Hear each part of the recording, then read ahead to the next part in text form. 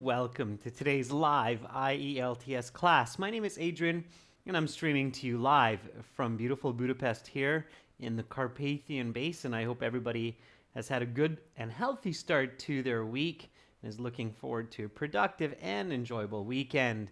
Hi Khyber, hi Bisser. Nice to see members joining in. This class is a questions and answers session to get to know the IELTS exam inside and out. So members, this will be your chance to ask me questions that have been on your mind while you're studying, thinking about your IELTS exams. So think about those questions while we wait for a few more classmates, peers to join. This lesson is brought to you by aehelp.com. For academic IELTS success, please visit us there. And for general IELTS, check us out at GIELTShelp.com. That's generalieltshelp.com.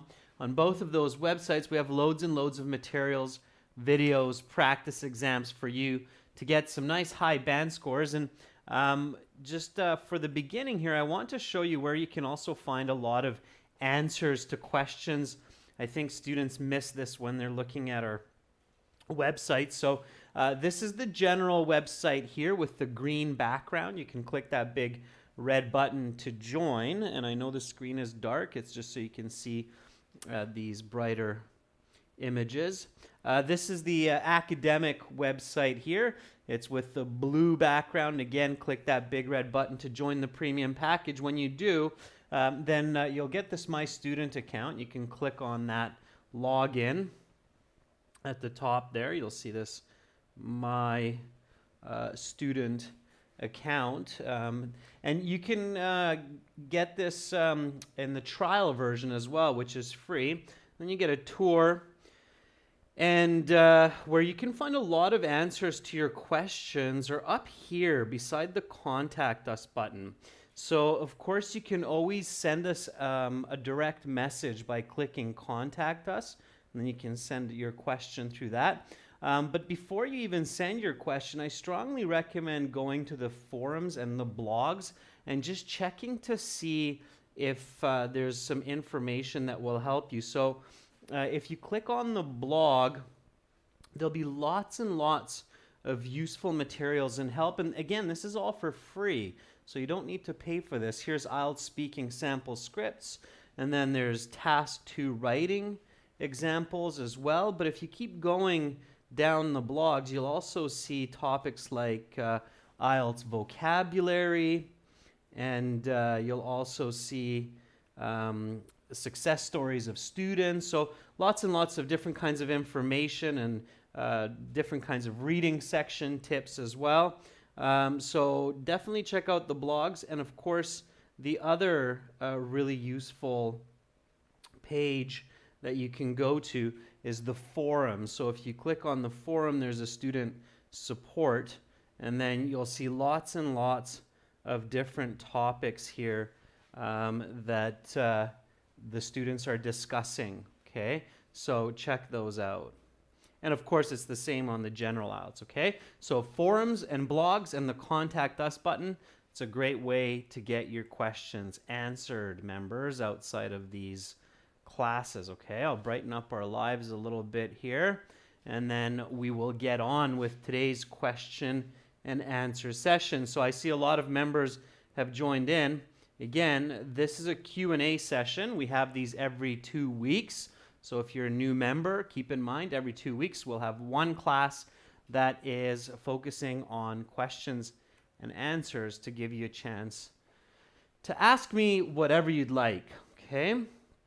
All right, so again, my email is adrian@aehelp.com. You can download our apps, Academic IELTS Help, General IELTS Help. And now let's get into some questions. So we'll do first comes, first serve. Unless the questions are related, then I'll try to tie them together. All right, so go ahead, students. Let me know if you're thinking it. Probably your classmates are thinking it as well. So go ahead with your questions, and let's try to get through as many as possible today. All right. So Bisser, first one out of the gate. Bisser says, what happens if the country is in lockdown and we cannot sit our exam before the last possible day to send our results to university? Okay, Bisser, good question. So Bisser says, what can I do if my country is on lockdown? Okay, so Bisser, what you can do is you can do an exam called the IELTS indicator. Okay, so we have a video of this, Bisser, on the website. Please check that out. Okay, so do the IELTS indicator exam, but contact your university first to make sure that they accept this temporary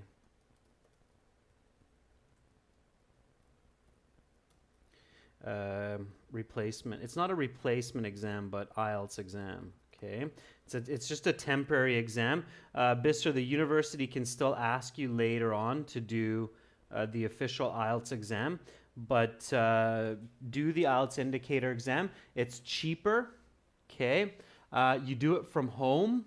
And you can do it once a week, once each week. You can register for that. So the IELTS indicator exam is your solution. And again, we have a full video on this. Please check the video. I think we released it about 2 weeks ago. Please check the video on the channel on this, okay? I give you quite a few different tips about what you can and cannot do with that. If your university does not accept it, okay, then try to defer that requirement, Bisser. Okay, so contact the university and explain the situation and defer the IELTS results. Okay, so if your university does not accept the IELTS indicator, but they should, then contact their admissions and defer the exam requirement to a later date. Okay, they should be able to do that for you. Also, if they can't,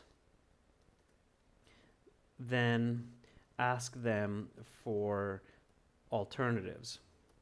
Okay, so obviously they shouldn't leave you out to dry, Bisser.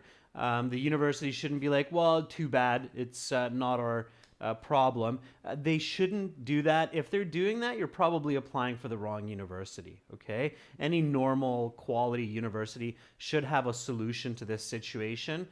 So either IELTS indicator or deferring the exam, or they can suggest a solution. But they definitely shouldn't say something like, it's your problem, then look for a different university. That would be my suggestion, okay? Hopefully that makes sense. All right. All right, you got that. Good. Rajveer, you cannot take the IELTS indicator for immigration purpose. So Rajveer is asking, it's a good question, can we take IELTS indicator for immigration? Quick and simple answer here is no. Okay, for that you have to wait. The logic there, Rajveer, is immigration is basically on hold right now. So they're not really pushing documents through the department. And when immigration begins to start working again, then the general IELTS will start working again also. Okay, so that's the logic, Rajveer.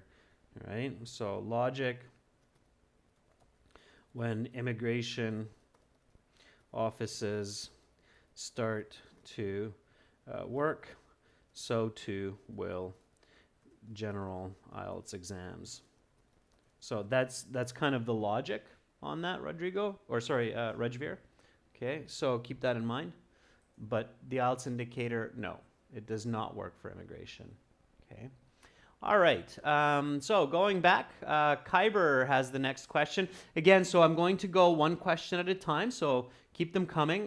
But if I can connect some of the questions, I will, just so we're making a little bit more sense. All right, so Kyber's asking, how do I write an effective background in task 2, and how long should it be? Give some details about that, sir. Sure, okay. I thought I saw another couple task 2 questions there. Rodrigo, that's a little bit of a different topic. Okay, that's a little bit different. Hassan as well. All right. Couple of questions about the conclusion, so I'll get to those later. Okay, so Kyber says, how do I write an effective background? Okay.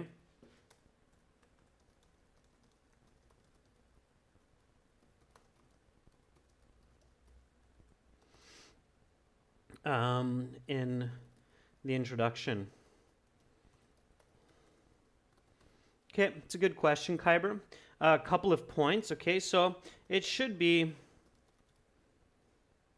2 to 3 sentences. So let me make that a little bit clearer. The background should be 2 to 3 sentences. No more. Okay, so one for definition and one for importance. Okay, just kind of think about it that way.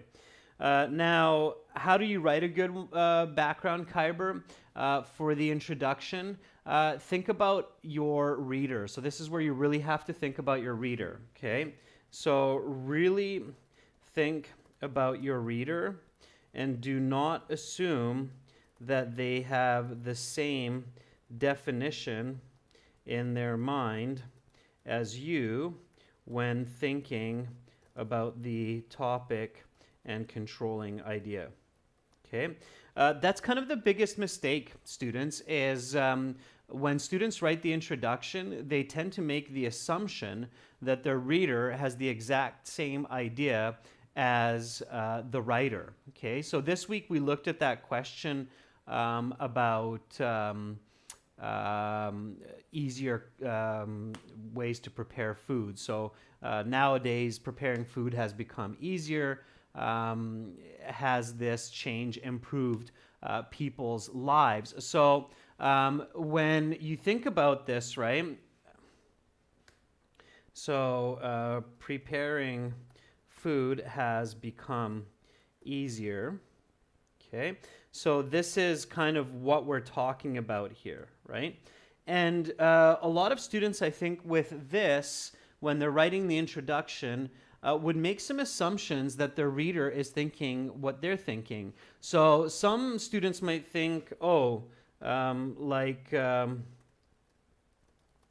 throwing ready-made food into the microwave. Okay, so a student might assume that, oh, it means like throwing ready-made food into the microwave, and obviously this is negative because of low nutritional value. Okay, but this is just an assumption that your reader is thinking this way. You don't know that unless you tell your reader how you're thinking about it. If this is how you're thinking about it, you have to tell that to your reader, because maybe your reader is thinking something completely different. Maybe your reader is thinking something like better technology, like blenders and ovens, make food preparation faster and more controlled, therefore easier. Okay, now this would be a positive because it saves time.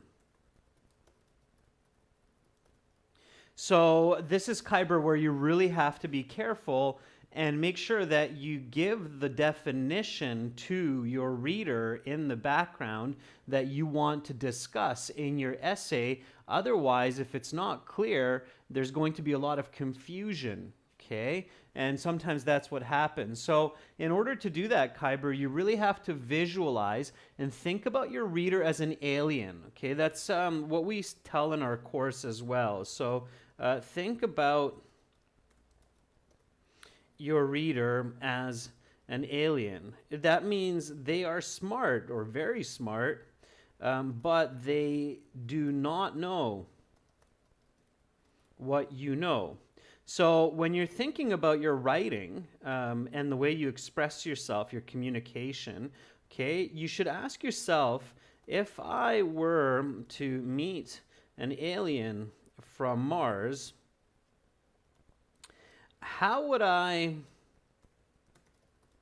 explain that cooking has become easier? Okay, so how would you explain that? So would you say something like, well, not so long ago, most people cooked their meals over an open fire, but nowadays we have controlled electric ovens, which give us much more ability to make the food quickly and well, right? So that kind of explanation, okay?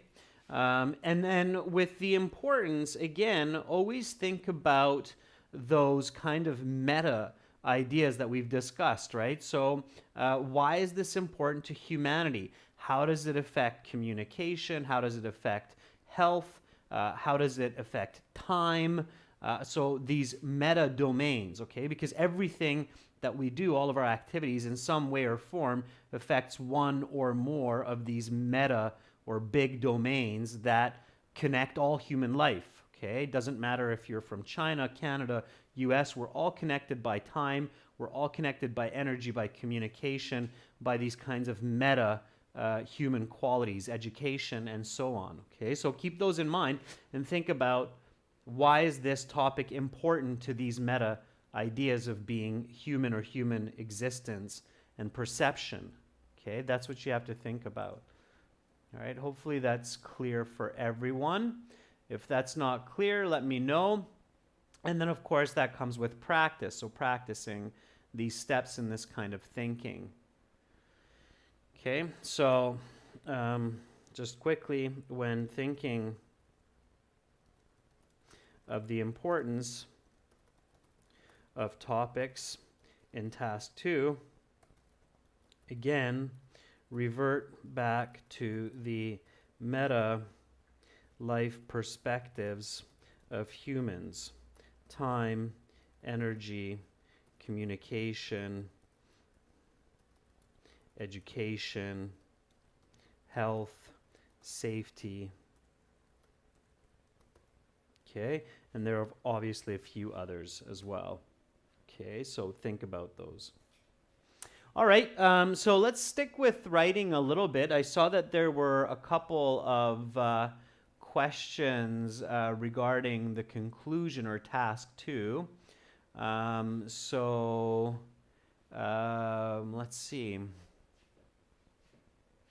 Rajveer, I see your question there. I'll answer that first. So Rajveer is asking, in which situations can I use has, have, had with future participle will or shall? Okay. So it's Rajveer, so what you're talking about there is future, present perfect, or future as the past seen in the future. Okay, so you're getting into some complex grammar there, Rajveer. So Rajveer is asking, when do I use the auxiliary verbs has, have, had, okay, with will, which are called with future participles, will or shall. Okay, so there, Rajveer, you're getting into complex grammar. And what you need to research, and I can't get into this, Rajveer, in a lot of detail because that could be 3-4 full classes on its own, but what you're looking at is future, it's called future present perfect. Perfect. Or you'll also see it as future perfect. And reported speech of future present perfect. You're not going to see that much, Rajveer, in the IELTS for sure. It's quite advanced grammar. It's quite rare grammar. We don't often have that kind of content. It's possible, but we don't often have it. It's confusing even for many native speakers. But if you want to look at that, then look at basically future perfect. Now, English doesn't really have a future tense. We just use the future participle will or shall or going to. What you want to research is future perfect or future present perfect. And you want to look at reported speech, especially when you start to get into using will with had. Okay, so that's what you want to research and look at. If you want to get more complicated, be careful trying to use that kind of grammar in the speaking or writing of the IELTS, Rajveer, because it can be confusing and very challenging to use correctly. So in higher level university studies, sure, great, there are places for that, especially when you're talking about innovation in the future and what kinds of discussions you may have had about future innovation with other academics. But in the IELTS, it's probably a bit much, and I don't recommend trying to intertwine that kind of grammar, okay?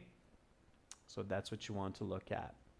All right. Hi, Rashika. Nice to have you in the class. Okay, Rodrigo is asking, when task 2 writing asks to give examples from your own experience, can first person be used? Yes, absolutely, Rodrigo. So that's a good question, and yes, you can, okay? So Rodrigo is asking, when the task 2 question asks, give explanations and examples from your own experience, can we use first person voice of the author? The answer here, Rodrigo, is yes, you can and you should.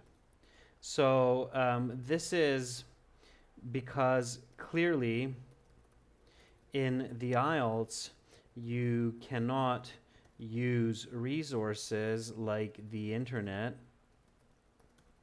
to get objective evidence for your examples. So yeah, some students, Rodrigo, what they do is they make up like a recent report. So some students will write something like a recent report in the New York Times stated that. Now this is of course a third person voice. Okay.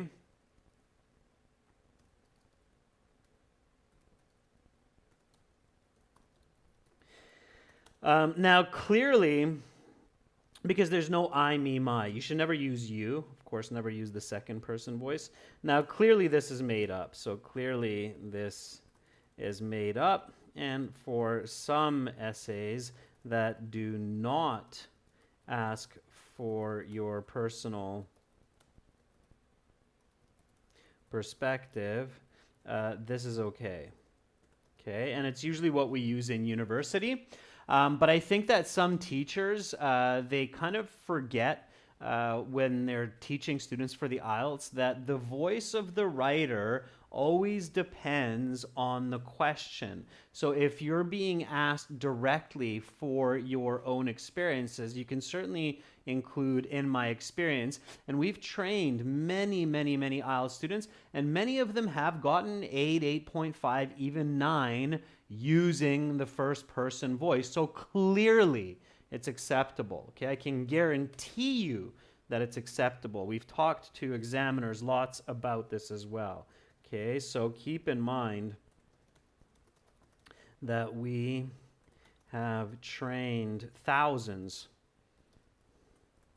of students, and many of them have got bands 8 to 9 with using the first person voice correctly.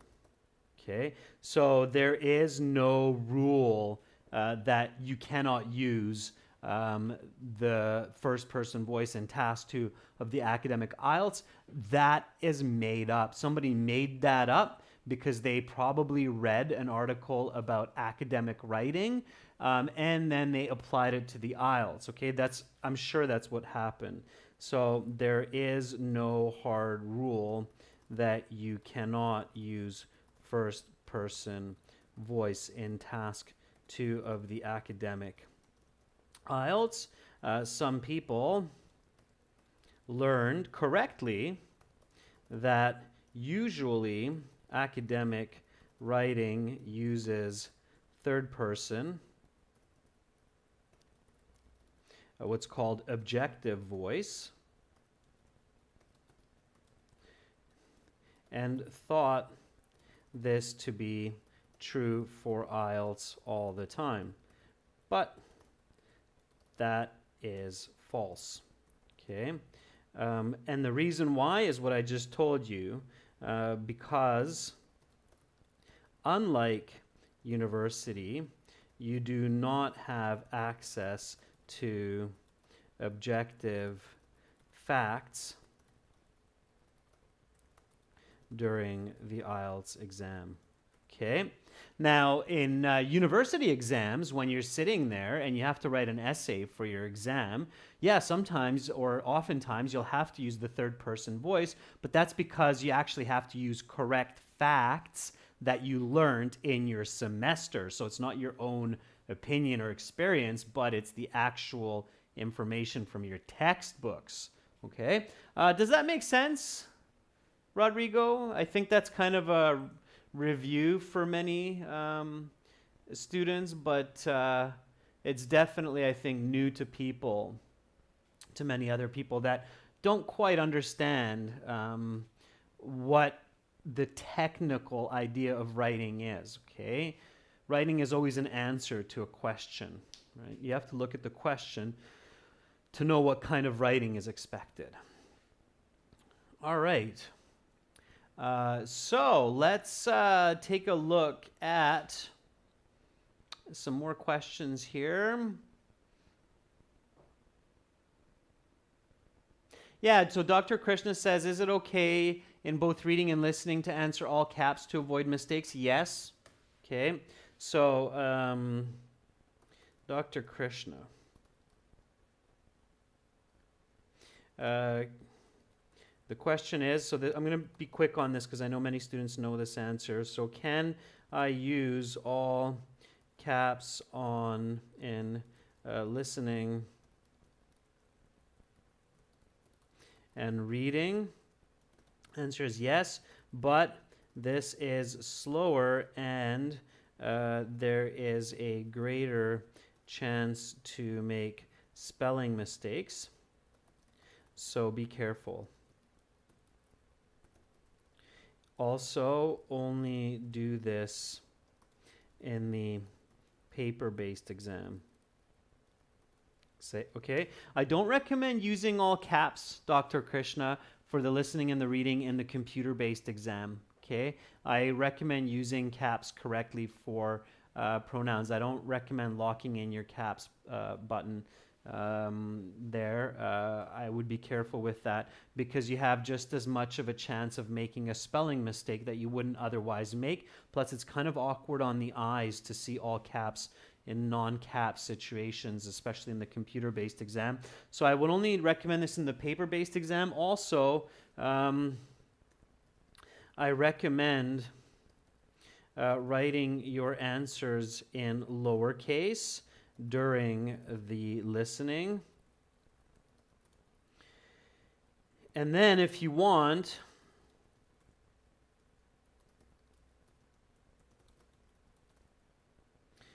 changing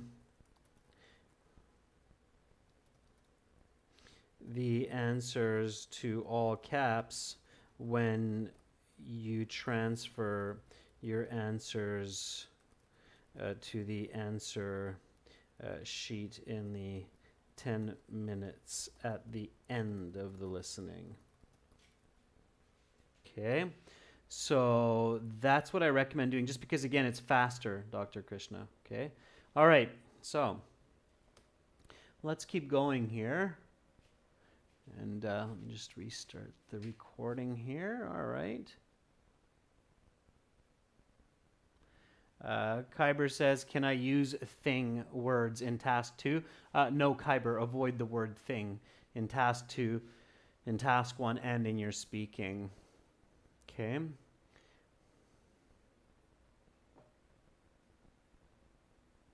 So Hassan is asking a good question. Okay. Hassan is asking, is it a good idea to add an argument in the conclusion, a prediction, or a recommendation? Okay, so Hassan is asking, and this is a very nice question, Hassan. So Hassan is asking, can I add an argument, prediction, or recommendation in the conclusion? Now, okay, it's kind of a three-part question, Hassan, because you're actually asking three things, right? Can I add an argument in the conclusion? Can I add a prediction in the conclusion? Can I add a recommendation in the conclusion? Okay, so remember what you're writing, Hassan. So always, again, it's kind of going back to Rodrigo's question here. You have to think about, what kind of essay am I actually writing? Now, in the IELTS, of course, as you know, you're writing a persuasive essay. So in the conclusion of a persuasive essay, which is, of course, task 2 for the academic and the general, you can write a prediction or recommendation only if it is clearly observable or logical based on your argument.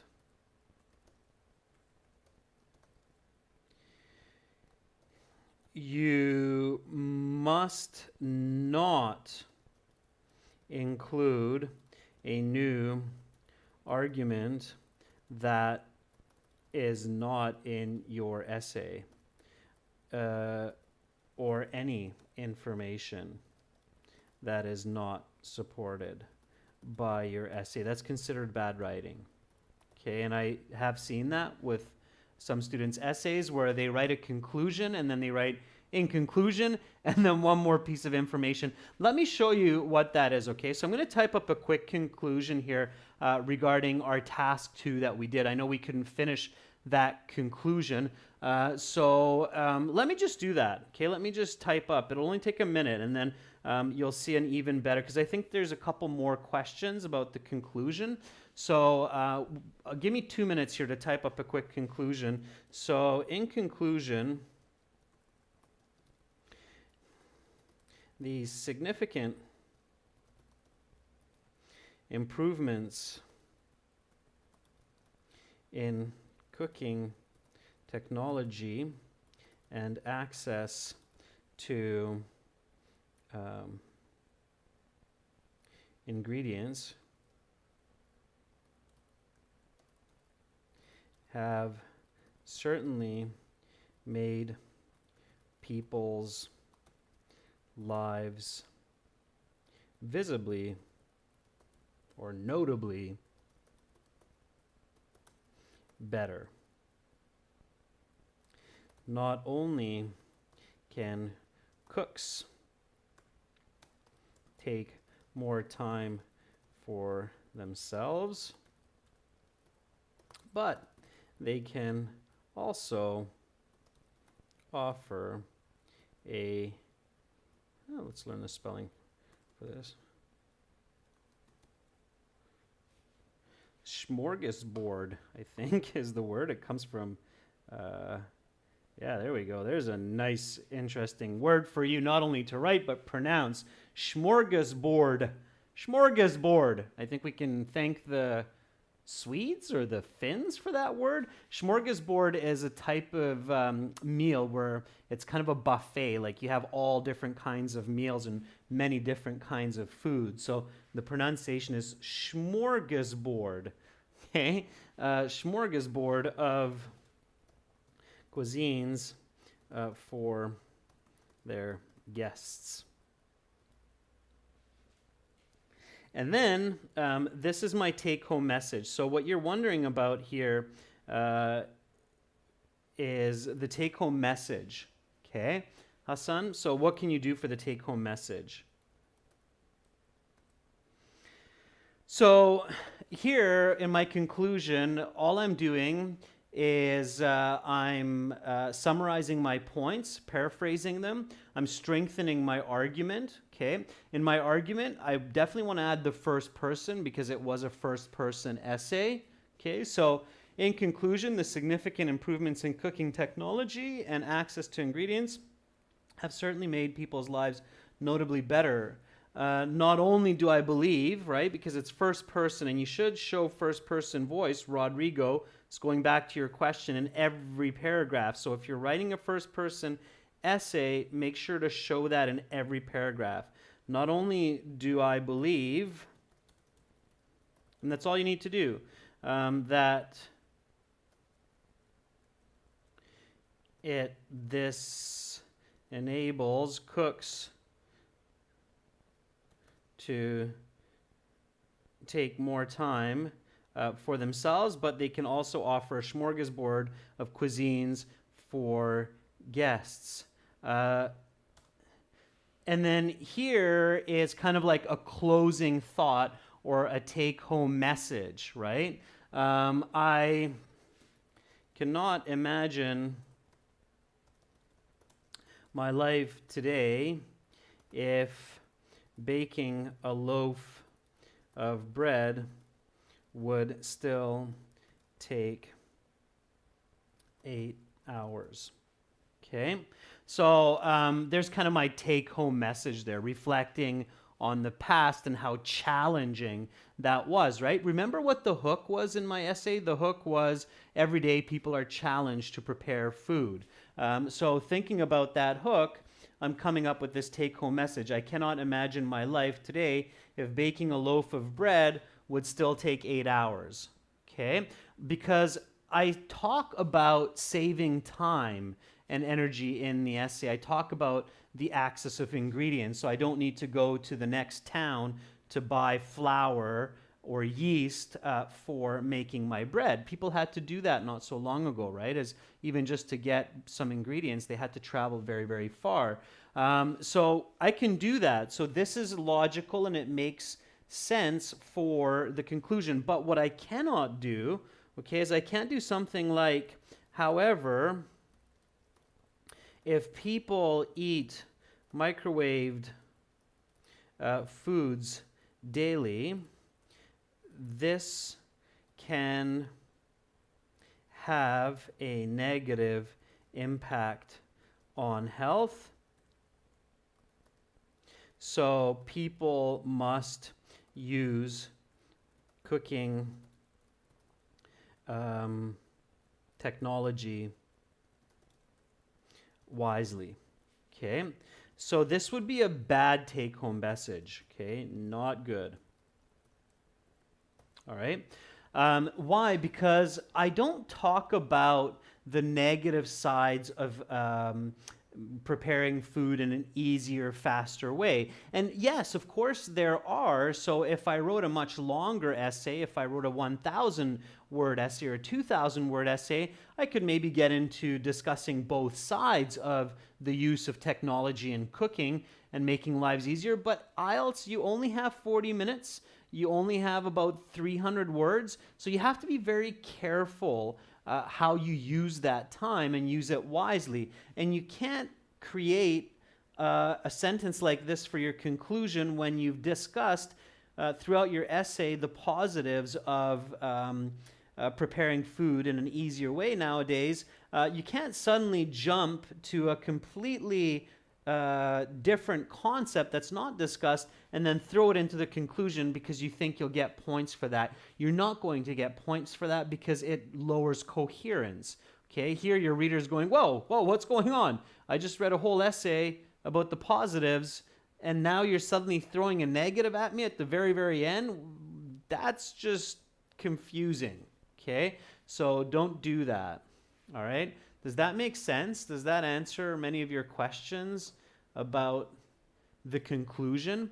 So whenever you read your conclusion in an essay for IELTS, for university, always think, did I clarify these points? Did I explain to my reader what these are? Or am I throwing some new information at my reader that hasn't been supported? If you are, take it out and replace it with something useful. Okay? All right? That's why, Hassan, no new arguments, because your arguments are presented in a persuasive essay in the thesis. So you can't suddenly create another thesis point in the conclusion. Okay? Yeah, Turk, Barry, that's right. Yeah, coherence has to be very strong throughout the entire work. Exactly. And it's important in IELTS, and then, of course, even more important in university when you're writing, not just coherence, but logic and rational argument, right? That's the goal. All right. Next question is by Rahul Preet. Rahul Preet says, Sir, what will be other option for general IELTS if testing centers are not possible and indicator is for academic? Rahul Preet, again, so what will happen with general IELTS? Okay.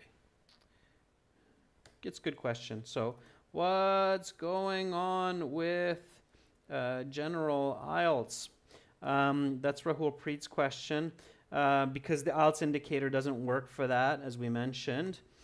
Yeah, because school semesters are a little bit different, okay? So again, Rahul Preet, so as immigration offices open up,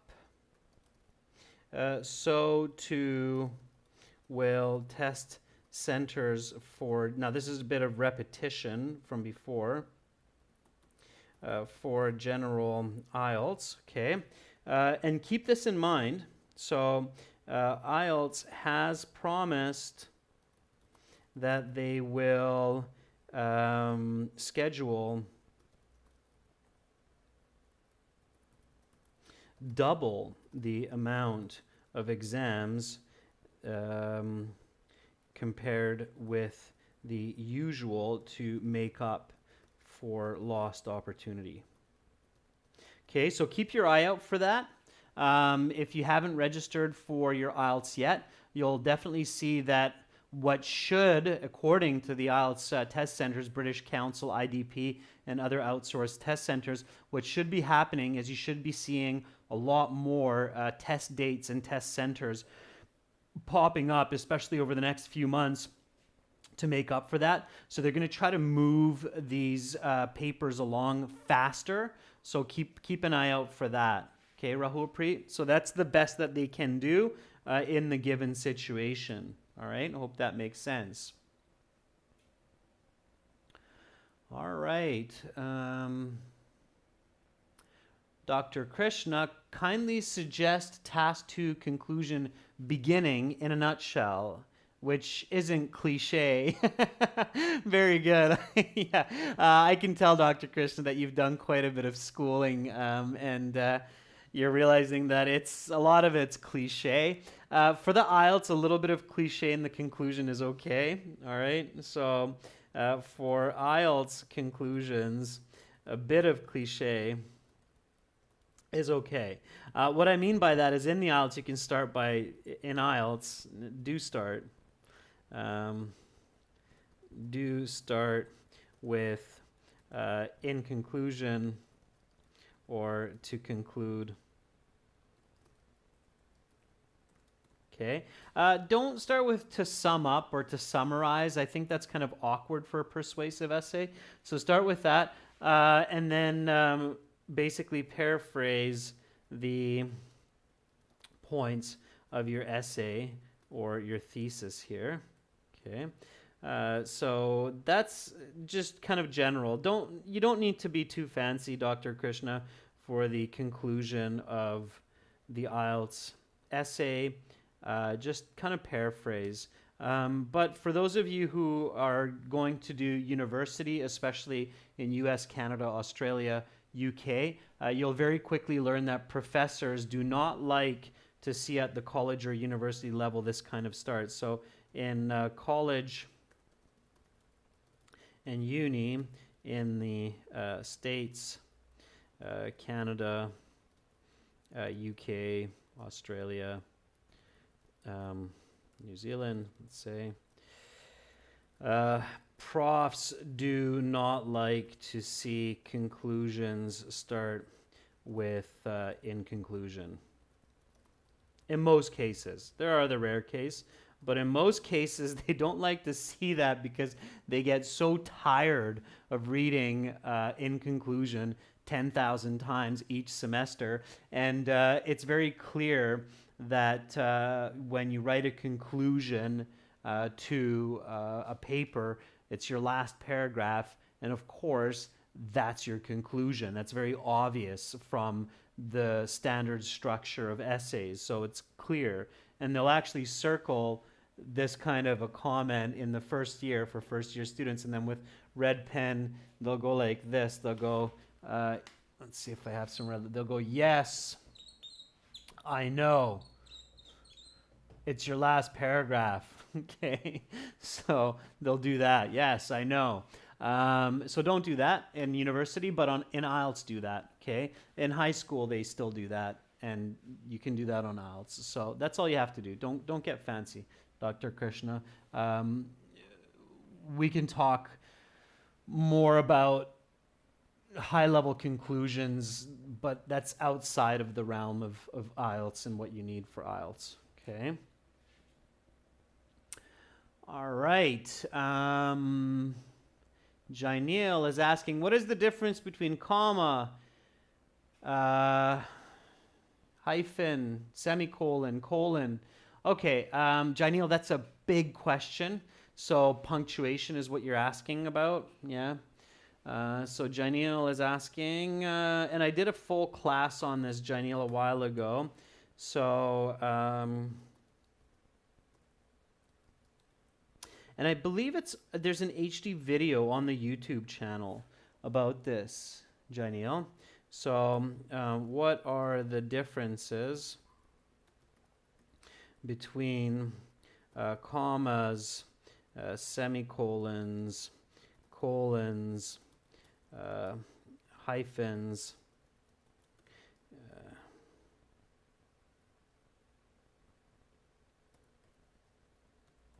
okay. The quick answer here, because otherwise we'd be in this class for another hour, is please find the HD video on the channel, and about punctuation, and the blog on the website about the 12 rules for commas. Okay, so that's what you should be looking for. All right. Okay, Janil, that's the best answer I can give you right now without really sidetracking too much. All right. Okay. All right, Turk. Yeah. Again, there's not much that can be done there other than trying to travel to another country, of course. I'm going to stop there for today, students. There were lots of great questions. There are a lot of different questions. I think particularly the one about the conclusion was really important. Make sure to practice those as well, okay? And coming up in 30 minutes, I will host another class where everybody can join the chat, all of our viewers. It will be Speaking Part 3, and that Speaking Part 3 class will follow from yesterday's Speaking Part 2 topic, which was a very important choice that you made in life. So we're going to follow with some questions in relation to that. So please make sure that you're here in 30 minutes. Practice some speaking, hopefully pick up some more vocabulary and tips. Thank you for the great questions, members. It was really nice of you to share. I'm sure a lot of people are happy with the information that you elicited from me for that. Again, everybody watching, lots of help for you to get the high band scores. aehelp.com for academic IELTS, gieltshelp.com for general.